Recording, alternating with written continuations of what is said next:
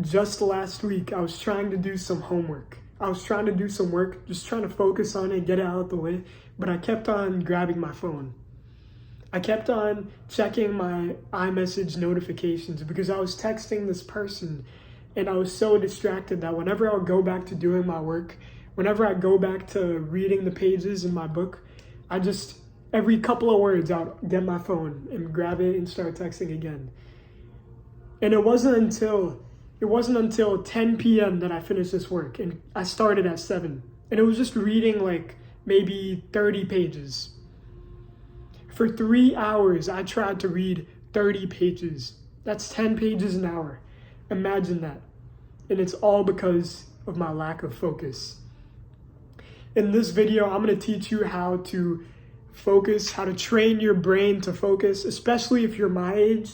If you're my age or below the age of 25, even if you're above the age of 25, in your younger years, you are able to change your brain. This is called neuroplasticity. So I did a whole bunch of scientific research on this, and I typed a bunch of bullet points, and I'm going to present them to you in an easy way to digest and apply to your life right now. Okay, these are things that I've been using for the past couple of months. Okay. And they'll change your life. They will make you focus 100 times better than where you are right now. They'll level up your monkey brain. All right, so right now we're gonna start off. Okay. So epinephrine, this is the chemical that releases stress. This is the chemical that responds to stress. Okay, this chemical is good for focus. Okay, that's all you need to know. So epinephrine gets released when you sleep. So that's one of the main things you should be worrying about, okay? Are you getting enough deep sleep? So for example, if you just studied the questions on the exam, if you just did a workout and you don't get good sleep, then you're not gonna actually save that in your mind. You're not gonna actually get the benefits of the studying of the workout.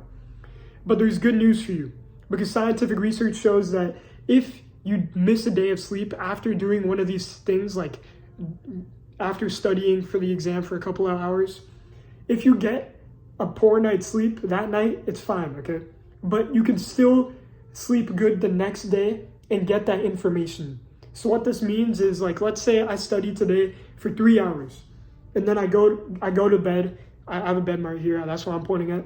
And let's say I go to bed then, and then I go to sleep, and I don't get enough sleep. I get 5 hours of sleep. It's fine, okay? You just need to sleep the next day for a good amount, 8 hours, 9 hours. And it can go on for even 3 days. So whatever you've done, whatever studying or workouts you've done, for the gym or something, yeah, look at that.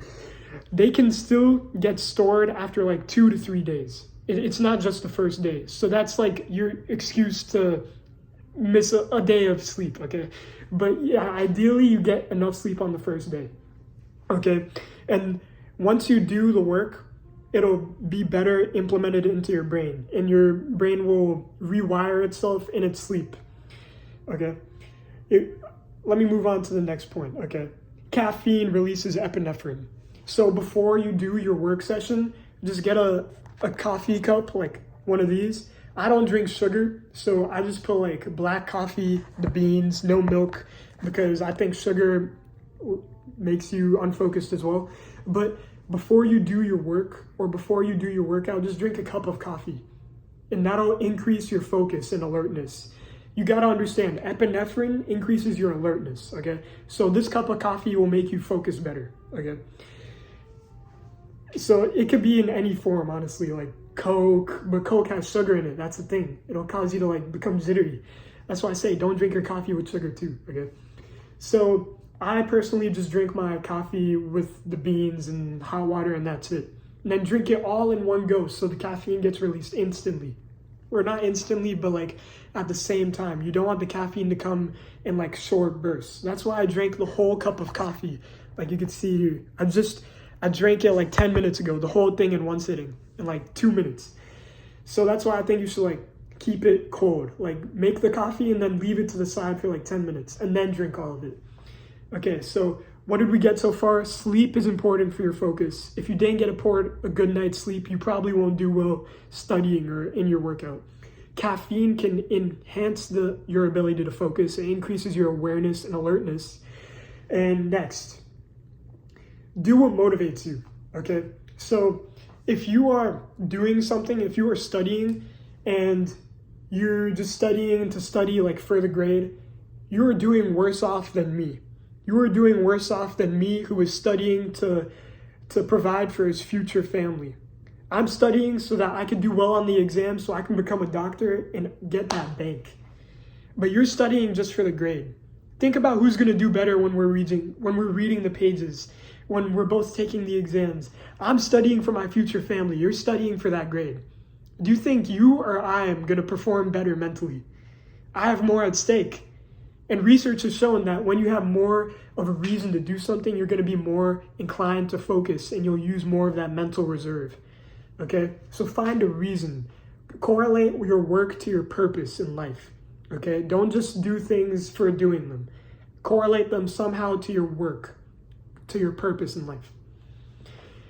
Next is the best way to get better at focusing is to practice doing work. Okay, it sounds so complicated. Like, it's sad that in modern reality I have to say this, but like, people say they're just bad at focusing. They just self-diagnose themselves with ADHD.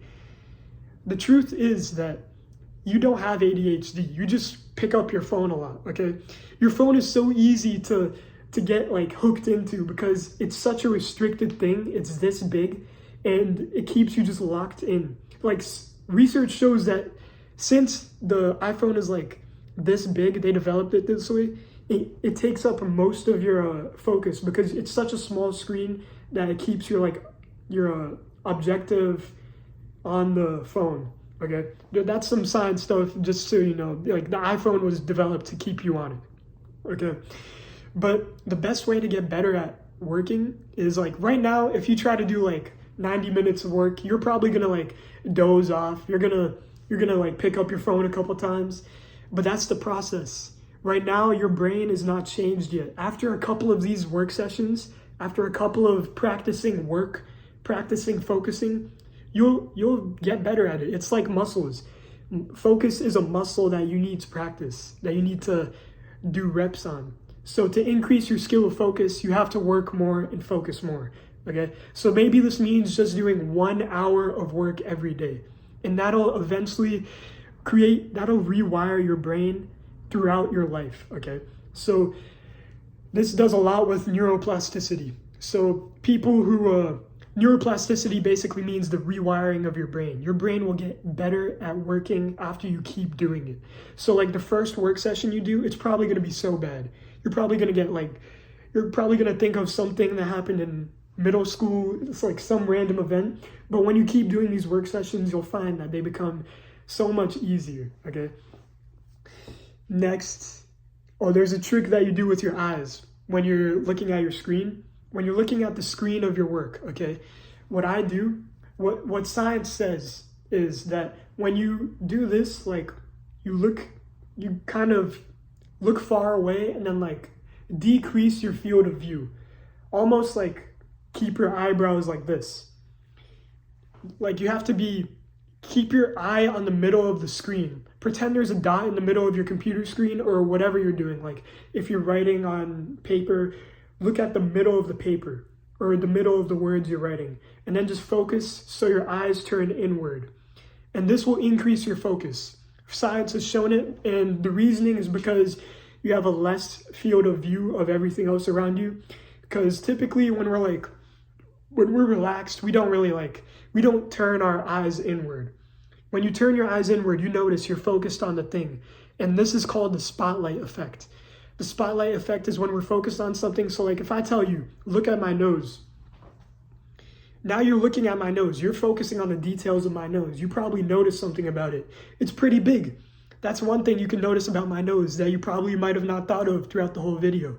But because I told you to look at my nose and you're looking at it now, you're noticing a lot more from it.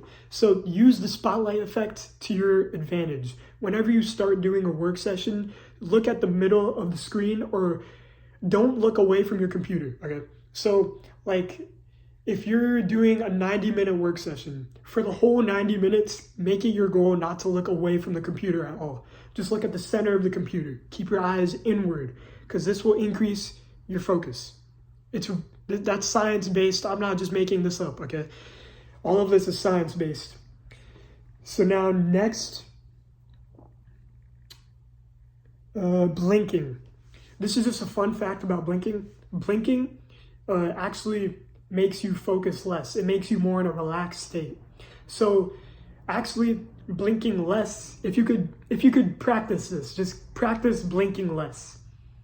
And this will increase your focus by like a whole lot, because when you blink, your perception of time just gets messed up, okay? It's such like that's hard to explain scientifically. I'm not going to explain it scientifically, but basically when you blink more, you focus less, okay? And my bro science explanation of this is because when you blink, you can't see anything, and that's time lost. So just trust me, I'm science backed up on this. Blink less, okay? Just practice staring with your brother or something. Like, I do staring contests with my brother for fun. I always beat him, but if you could just practice that more, you'll find that you work more productively, okay? You have to trust me on that, because I can't really explain that scientifically, but it is science-backed. Next,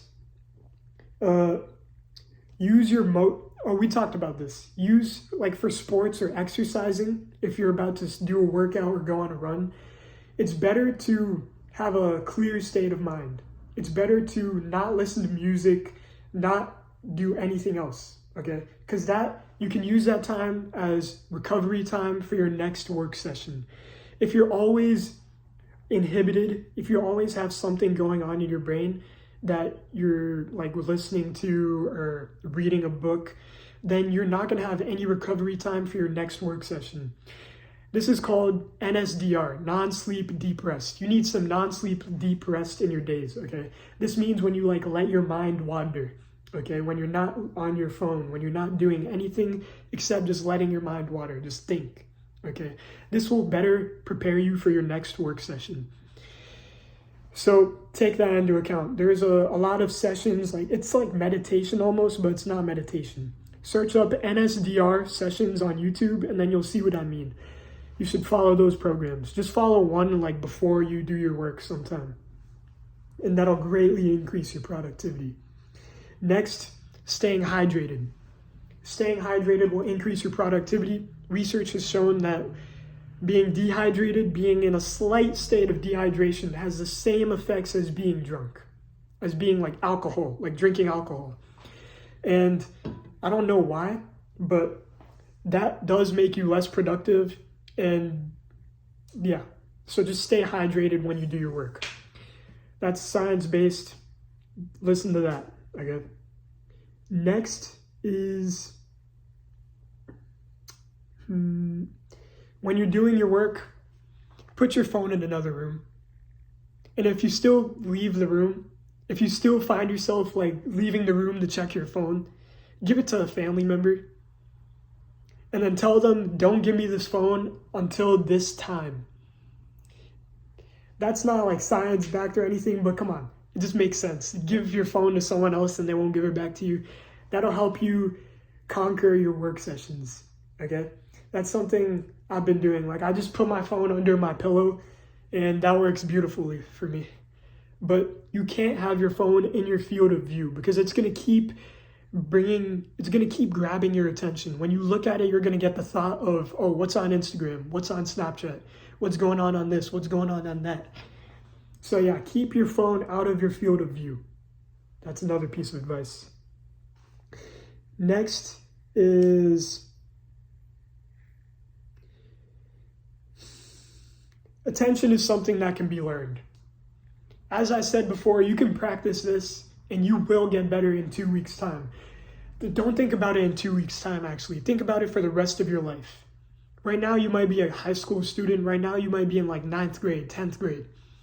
Or if you're not, just think about the rest of your life. You're not focused right now. Think about in 2 years, if you just do 1 hour of work every day, truly uninterrupted, totally focused, you're going to be the most high-performing person that you know in your friend group. Chances are that you are like the least performing person in your friend group because you clicked on this video, right? So think about the long term, okay? You're going to get unmotivated to do this work, but you have to keep showing up. Just do an hour a day. Actually, let's talk about that. The best amount of time, the most amount of time that research shows that we could stay concentrated is 90 minutes. That's a block that is just scientifically proven. So whenever you start a work session, set a timer for 90 minutes, okay? And I actually have a timer going right now. Let me show you.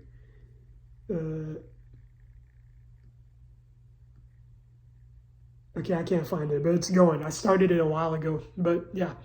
90 minutes is the optimal time for you to work. And don't lie to yourself. Once you set this timer, just stop working after 90 minutes and then do some NSDR. We talked about that earlier. Just let your mind wander. Go spend time with your family. Go exercising. Running. Running is a great form of getting non-sleep deep rest if you're not listening to music. So all these things will recover you for your next work session. Okay, let's see what else.